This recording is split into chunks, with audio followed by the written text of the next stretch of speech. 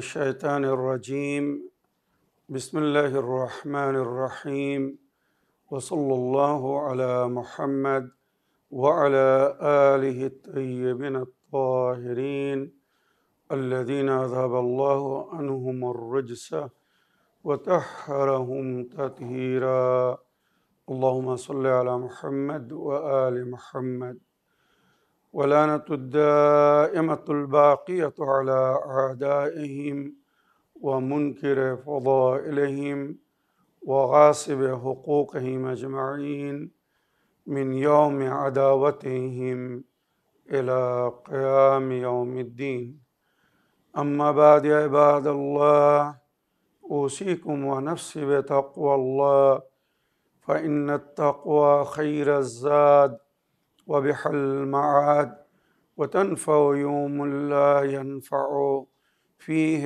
مال ولا بنون إلا من أتى الله بقلب سليم وصلى الله على محمد وعلى آله الطيبين الطاهرين اللهم صل على محمد وآل محمد وعجل فرجهم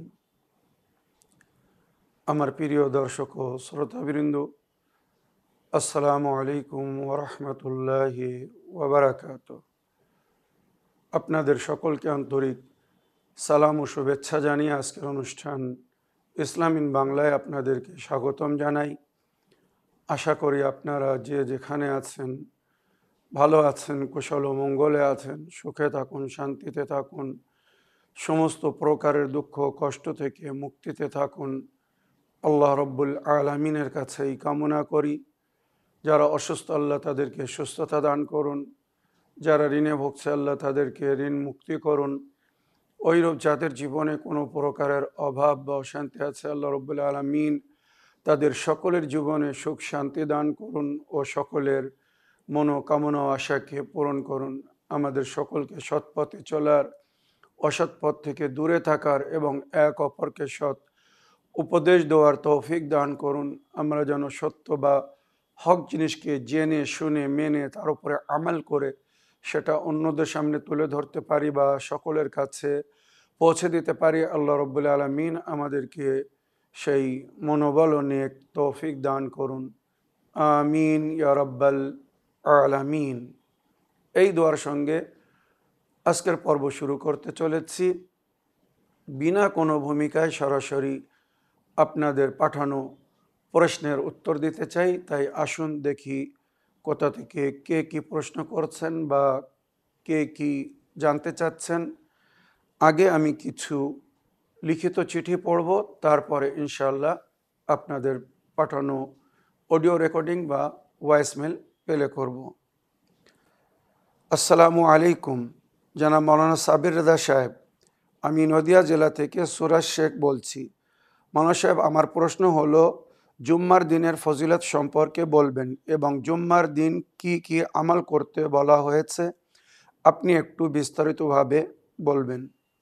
ওয়ালাইকুম আসসালাম ওয়া রাহমাতুল্লাহি ওয়া বারাকাতুহু। আমার প্রিয় ভাই সুরাজ শেখ সাহেব, আপনার চিঠি লেখার জন্য আপনাকে ধন্যবাদ জানাই। আপনি জুম্মার দিনের ফজিলত এবং আমাল বিষয়ে জানতে চেয়েছেন। তো রবায়তে জুম্মার দিনকে সৈয়দুল আইয়াম বলা হয়েছে, দিনের সর্দার। সপ্তাহের 7 দিন, আর এই 7 দিনের মধ্যে ষষ্ঠ দিন জুম্মার দিনকে বলা হয়েছে। আর ওই দিনের নেকি বা যে আমাল আমরা করি বা করব তার সওয়াবকে দ্বিগুণ করে দেওয়া হয়েছে, ডবল করে দেওয়া হয়েছে।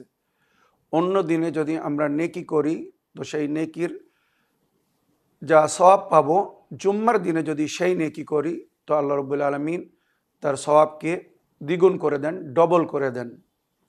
ওই জন্যে আমাদেরকে জুম্মার দিন বেশি থেকে বেশি নেকি করতে বলা হয়েছে, নেক কাজ করতে বলা হয়েছে।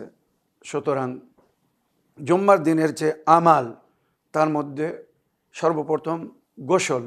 জুম্মার দিনের গোসলকে সুন্নতে মুআক্কাদা বলা হয়েছে। কেউ যদি জুম্মার দিনে গোসল করে, এইভাবে নিয়াত করে যে আমি গোসলে জুমা করিতেছি তারতিবের সহিত কুরবাতান এলাল্লাহ, যদি জগমগ বা শাওয়ারে গোসল করে, আর যদি নদী বা পুকুরে গোসল করে তাহলে নিয়াত করবে আমি জুম্মার দিনের গোসল করিতেছি বা গোসলে জুমা করিতেছি ইরতেমাসের সহিত কুরবাতান এলাল্লাহ বলে পানিতে ডুব মেরে পাটা একটু উঁচু করে নেবে। পুরো শরীরে যদি পানি পৌঁছে যায় তার গোসল পুরো হয়ে যাবে।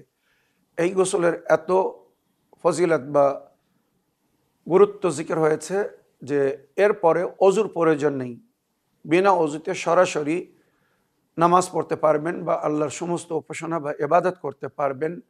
হ্যাঁ, যদি ওই সমস্ত জিনিসের মধ্যে কোনো একটি জিনিস ঘটে থাকে যেটা অজু বা গোসলকে নষ্ট করে দেয়, তখন নামাজের জন্যে বা অন্য ইবাদতের জন্যে অজু করতে হবে।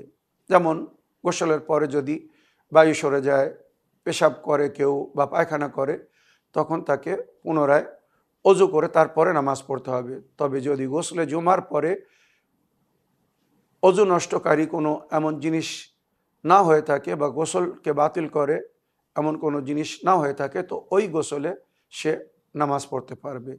আর ওই গোসলের ফজিলতে বলা হয়েছে গোসলের পানির সঙ্গে সঙ্গে নাকি আল্লাহ তার গুনাহকে ধুয়ে দেন, মুছে দেন, এত সওয়াব বলা হয়েছে। আর জুম্মার দিনে নখ কাটতে বলা হয়েছে, চুল কাটতে বলা হয়েছে, দাড়ি কাটতে বলা হয়েছে, মোছ মানে গোপ সমতুল্য করতে বলা হয়েছে। এগুলো অন্য দিনেও করা যাবে, তবে উত্তম দিন হচ্ছে জুম্মার দিন, মনে রাখবেন। আর জুম্মার দিন সাদকা দিতে বলা হয়েছে। সাধারণ দিনে সাদকা দিলে যে সওয়াব পাবেন, জুম্মার দিনে সাদকা দিলে তার ডবল সওয়াব পাবেন। আর রওয়ায়াতে উল্লেখ হয়েছে কেউ যদি জুম্মার দিন সাদকা দেয়, রুটির একটা টুকরো বা একটা খেজুর যদি কাউকে দেয়, বা 1 দিরহাম বা 1 টাকা যদি কাউকে সাদকা দেয়, তো আল্লাহ রাব্বুল আলামিন আগামী জুম্মা পর্যন্ত তাকে নিরাপত্তা দান করেন আর ফেরেশতা নিযুক্ত করেন তার হেফাজতের জন্যে। তো জুম্মার দিনে সাদকা দিতে ভুলবেন না। আর জুম্মার দিনে সূরা জুমা, সূরা কাহফ, সূরা রহমান, সূরা দুখান আর সূরা মুমিনুন, এই 5টি সূরার তিলাওয়াত করতে বলা হয়েছে। যে কোনো সময় করা যাবে। এর বড় আজর ও সওয়াব, ফজিলত এবং বরকতের জিকির হয়েছে। জুম্মার দিন দুয়ায়ে নুদবা পড়তে বলা হয়েছে, দুয়ায়ে মারেফাতে ইমামে জামান আলাইহিস সালাম পড়তে বলা হয়েছে, কেননা জুম্মার দিন যুগের ইমামের থেকে সম্পর্কিত বা বিশিষ্ট দিন।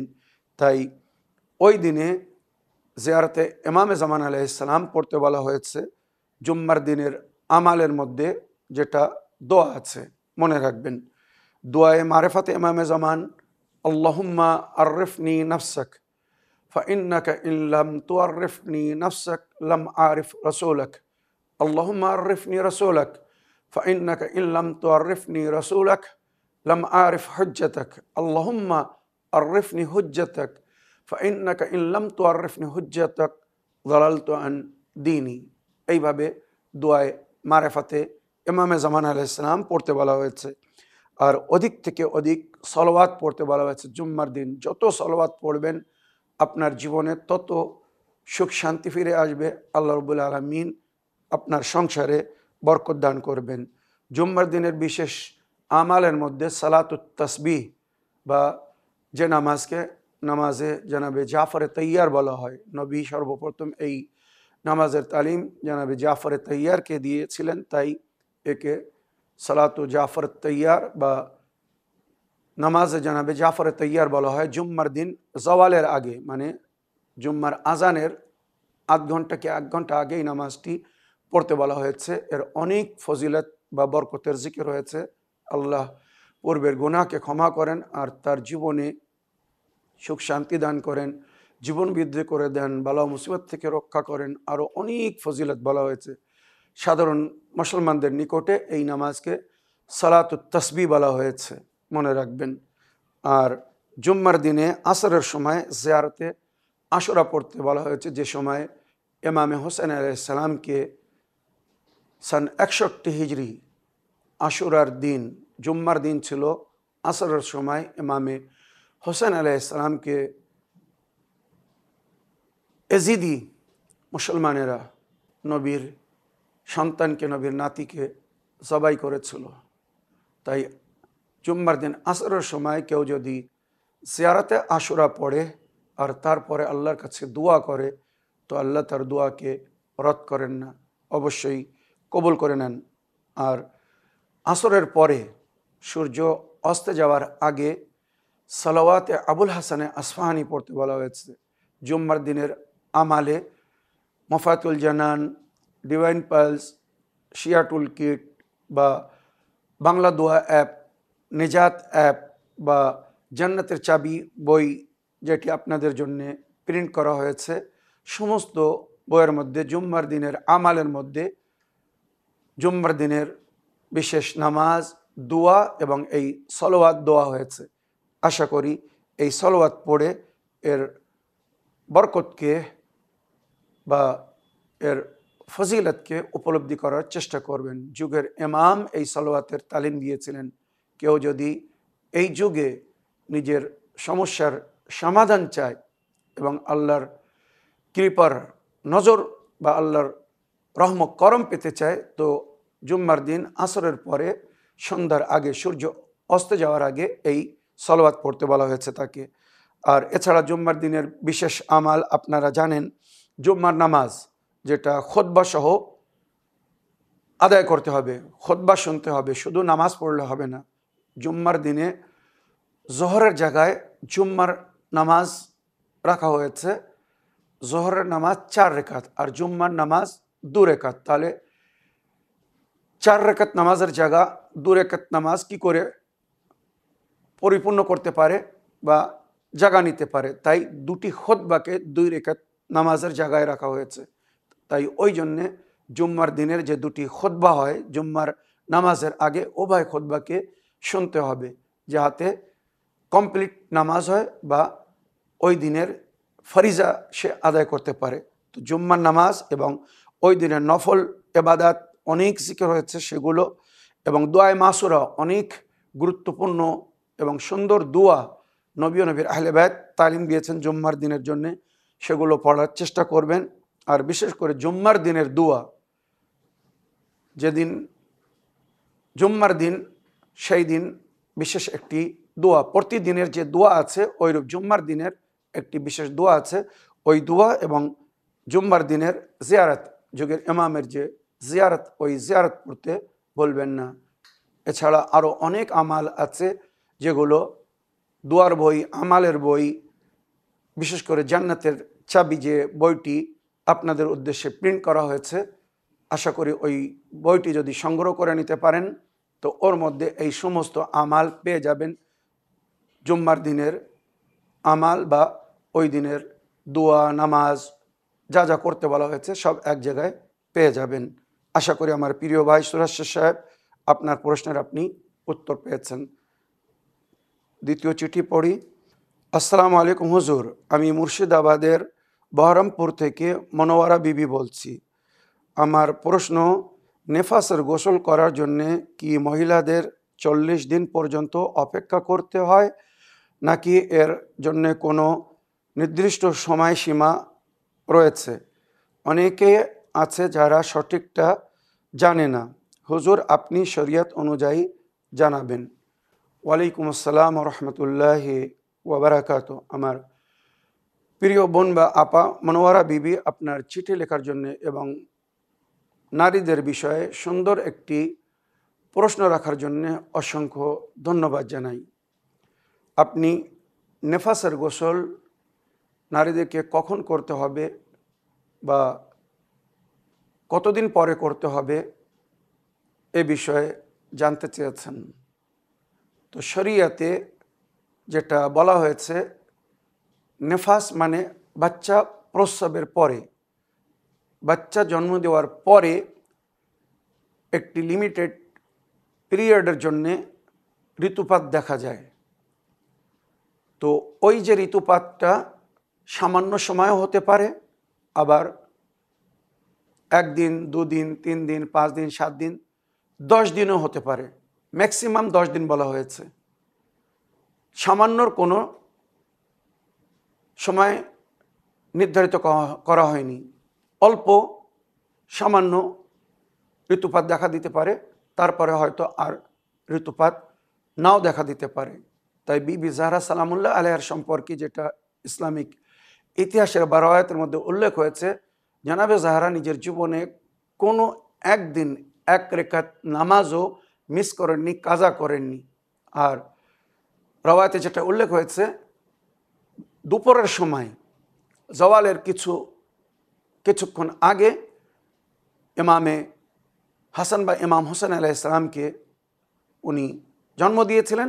আর জোহর বা আসরের নামাজে উনি নামাজের পার্টিতে ছিলেন, যেটা জানাবে ফিজ্জা বা বাড়ির দাসীরা উল্লেখ করেছেন। এর মানে কি, সামান্য সময়ের মধ্যে শাহজাদি পবিত্র বা পাক ছিলেন, তাই আল্লাহর উপাসনা করেছিলেন। এছাড়া সাধারণ নারীরা যেমন মাসিক ঋতুপাত দেখে, জানাবে জাহরা কিন্তু ওটা থেকে বিরত ছিলেন, তাই ওনাকে বাতুল বলা হয়। এই পদবী বা লাকাবের ব্যাকগ্রাউন্ড যারা জানে তারা বুঝতে পেরেছে। তো আমার প্রিয় বোন, সামান্য সময়ের জন্যে ঋতুপাত দেখা দিতে পারে, নেফাসের রক্ত যাকে বলা হয়। আর ম্যাক্সিমাম 10 দিন, 10 দিন পরে তাকে গোসল করতে হবে। আমাদের সমাজে যে একটি কুসংস্কার ছড়িয়ে আছে যে নারীরা 40 দিন আতুর ঘরে থাকবে, ওই ঘরকে আতুর ঘর বলা হয়, নাপাক বলা হয়, ওই ঘরে কোনো পবিত্র ব্যক্তি কোনো পবিত্র কাজ করতে পারবে না, অনেক রকমের কথা আমাদের সমাজে ছড়িয়ে আছে, যেগুলো পরিপূর্ণভাবে একটি কুসংস্কার বা সমাজের তৈরি করা জিনিস। মনে রাখবেন, যে নারী বাচ্চা জন্ম দিয়েছে সেই নারী ততক্ষণের জন্য নাপাক থাকে যতক্ষণ ঋতুপাত বন্ধ না হচ্ছে। যেই ঋতুপাত বন্ধ হয়ে যাবে, সেই দিনে যদি বন্ধ হয়ে যায়, তারপরে সে গোসল করে নামাজ শুরু করতে পারবে, আল্লাহর উপাসনা বা ইবাদত করতে পারবে। রমজান মাস হলে সে রোজা রাখতে পারবে। মনে রাখবেন, একদিন পরে বন্ধ হয়ে গেলে একদিন পরে গোসল করবে, 2 দিন পরে হলে 2 দিন, এইভাবে 10 দিন পর্যন্ত অপেক্ষা করবে। 10 দিন যদি ঋতুপাত হয়, 10 দিন পরে সে গোসল করবে। এবারে 10 দিনের পরে যদিও ঋতুপাত দেখা যায়, ওটা কিন্তু আর নেফাস গণ্য হবে না।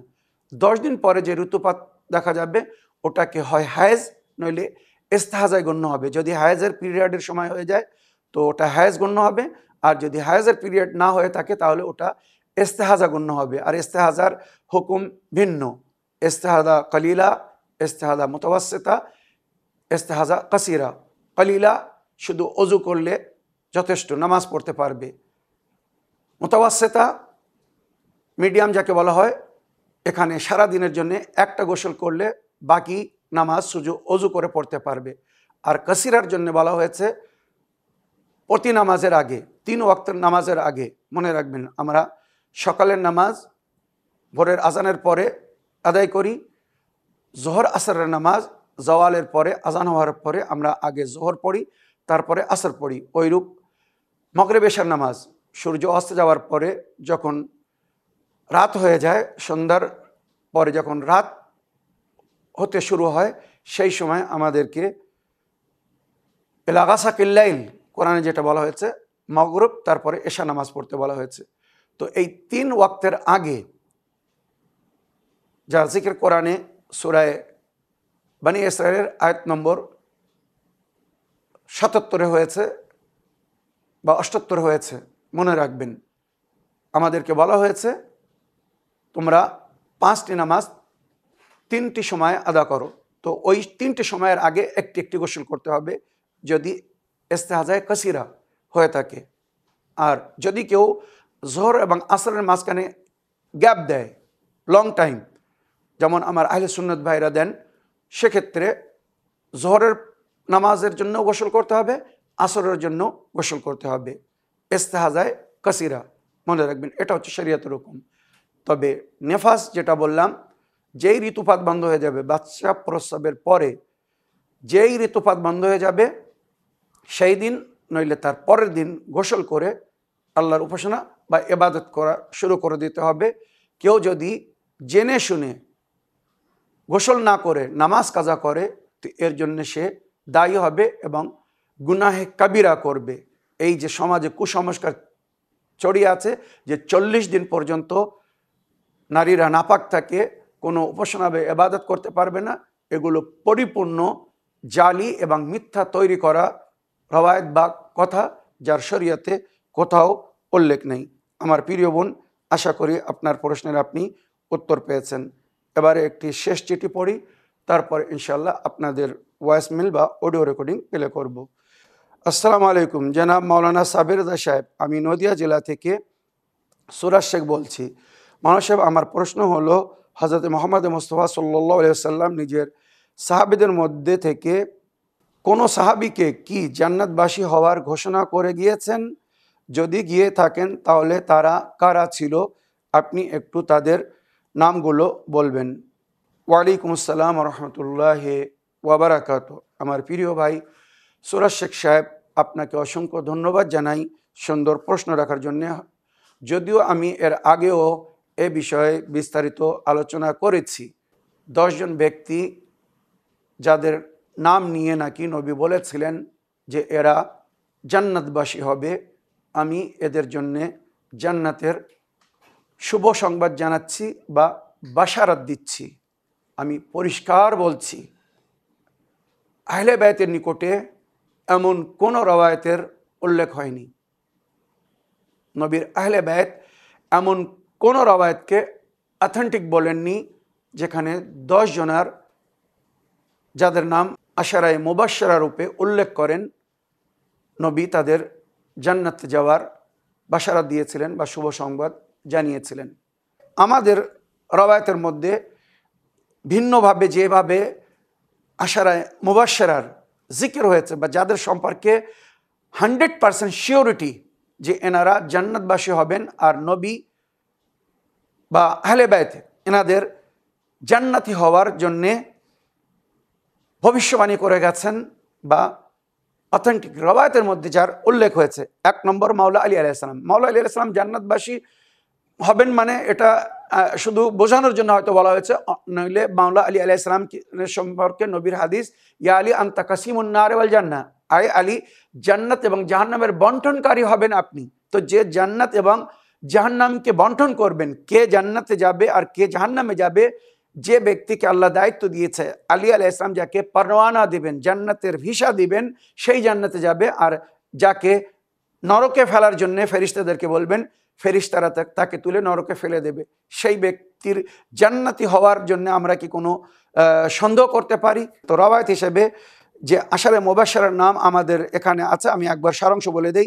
হযরত আলী আলাইহিস সালাম, জনাবে সালমানে ফারসি, জনাবে আবু যর গাফারি, জনাবে মিকদাদে আসাতি, জনাবে মেকদাদে আসাদি, জনাবে আম্মার ইয়াসির, জনাবে হুযায়ফা ইয়ামানি, জনাবে আবু সাঈদ খাদরি, জনাবে জাবির ইবনে আব্দুল্লাহ আনসারি, জনাবে বিলাল হাবাসি আর জনাবে কাম্বার, মাওলা আলী আলাইহিস সালামের গোলাম। বা কিছু রওয়ায়েতে আছে জনাবে কাম্বারের নামের জায়গায় জনাবে আব্দুল্লাহ ইবনে মাসউদ, নবী করিম সাল্লাল্লাহু আলাইহি ওয়াসাল্লামের যিনি খাদিম বা সেবক ছিলেন বা সাহাবী ছিলেন, এনার নাম। তো এই হচ্ছে আশারায়ে মুবাশশারা। এছাড়া অনেক আছে যাদের নামের সঙ্গে জিকির হয়েছে বা নবী যাদেরকে জান্নাতের শুভ সংবাদ দিয়েছিলেন, কিন্তু বিশেষ করে যাদেরকে বলা হয়েছে এই নাম, এই সত্য নাম, হাকিকি নাম, এই 10 জন যারা জান্নাতবাসী হওয়ার অনিবার্য সার্টিফিকেট পেয়েছিলেন। আমার প্রিয় ভাই বা বোনেরা, আশা করি আপনাদের প্রশ্নের, লিখিত প্রশ্নের আপনারা উত্তর পেয়েছেন। এবারে আমি আপনাদের পাঠানো অডিও মেসেজ প্লে করব, দেখি কোথা থেকে কে কি বলতে চাচ্ছেন বা কে কি জানতে চাচ্ছেন। আসসালামু আলাইকুম ওয়া রাহমাতুল্লাহি ওয়া বারাকাতুহু। ইসলামিক বাংলা।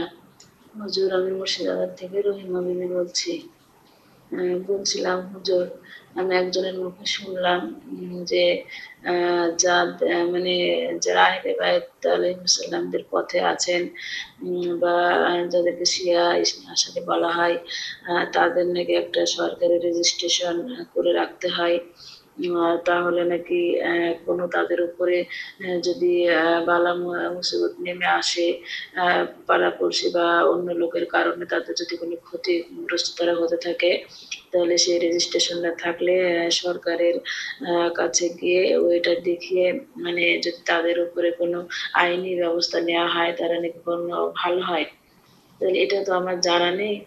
যদি সেই রকম কিছু করা থাকে কিভাবে রেজিস্ট্রেশনটা করতে হবে বা কোথায় গেলে আমি মানে আইনি ভাবে মানে রাস্তায় চললে তাদের উপযুক্ত শাস্তি দিতে পারবো। এটা একটু আপনি দয়া করে জানাবেন।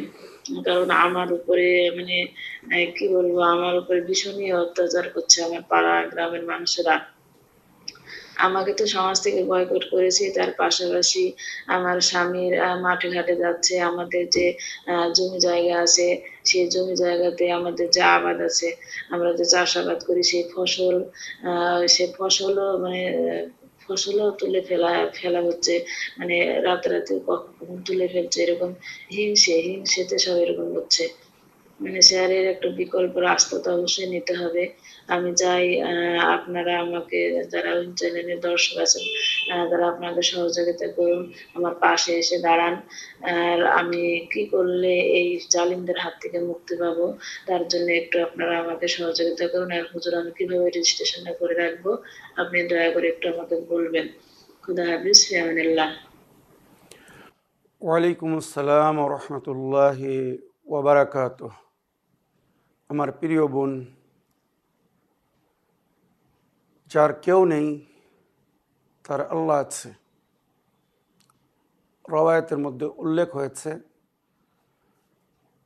ওই ব্যক্তির বা ওই নর নারীর